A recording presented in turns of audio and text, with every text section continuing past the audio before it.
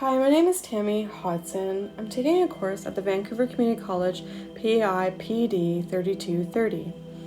We're reviewing assessment strategy, the muddiest point. We're going to go over the definition of the muddiest point. We're going to go over what the muddiest points works best, the limitations of the muddiest point. We're going to apply it to the 4 pillars of education, the advantages of the muddiest point, the best practice, and self-assessment. So defining the muddiest point. A classroom assessment technique that gives students opportunity to point out what they are most confused about and clearly explain what is muddy. Muddiest point works best. It happens at the end of a class for students or trainees to reflect on the areas that are challenging. You can do it online polls, creating instant results with some graphs, and you can also do it the old-fashioned way by standard post-it notes or cue cards, but you have to put them in piles and themes, and you would reflect and ask questions with the students or the trainees on the next day. Limited of the muddiest points, the limitations of the muddiest points. Well, to be honest, not everybody's honest so with themselves. It can be disappointing, demoralizing, skill reflection, and it can lower your confidence. Applying with the 4 pillars of education. Applying the 4 pillars of education, the learner needs to know information by being appreciative they don't know. The learner needs to do the skills to acquire the skills. Live together needs to anticipate and exercise to give the values and mutual understanding of lectures and experience.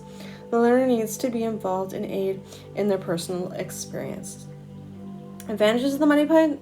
Snapshot. It's visual.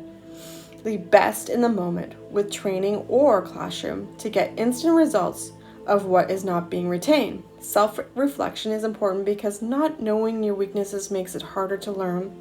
Personally, working in the dental field in its swift environment and having instant feedback results helps aid in procedures.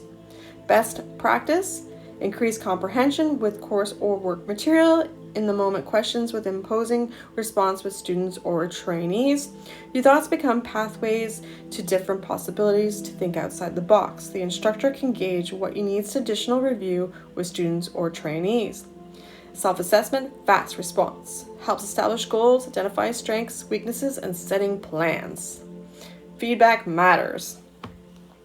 In saying so, the muddiest points deal with hard issues, admitting your weaknesses with proper formats and creating new habits, skills, and concepts. It will make you realize what you are missing out on the big picture. And leaving on a positive note, lotus flowers grow in the mud waters. It's refusal to accept defeat, and in most cultures, this represents faith within ourselves. The muddiest point brings out our weaknesses. However, it makes us stronger, just like the lotus flower by its beauty. Thanks for reviewing assessment strategy, the muddiest point with me today, as well as learning a little bit about the lotus flower. Thank you.